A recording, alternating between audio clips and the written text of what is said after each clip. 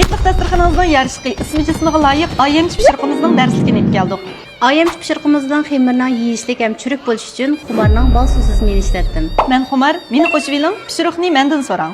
10 250 gram, podafin 3 gram, xumar bal suvsiz may 225 gram, tal tuxum, panfin 125 gram. O'zimiz yaxshi ko'ygan quruq yel yemisini 500 gram atrofida tayyorlab olsak bo'ladi. Yumi tanjang 200 gram atrofida. Avval siyriq meyimiz bilan panfinni ko'ptirib olamiz.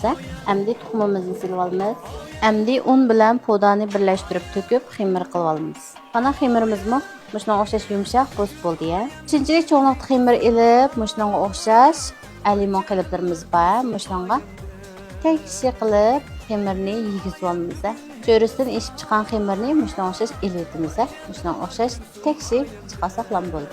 Mana buni qiliblarga ilib tayyor qilib oldik. Endi biz buni oldin qizilgan kavshan silib pishirib olamiz. Kavshanning gradusi asti gradus 190 gradus, usti gradus 180 gradus. Mana bu pechenimiz pishib tayyor bo'ldi. Endi biz buni muzlatib bezaymiz.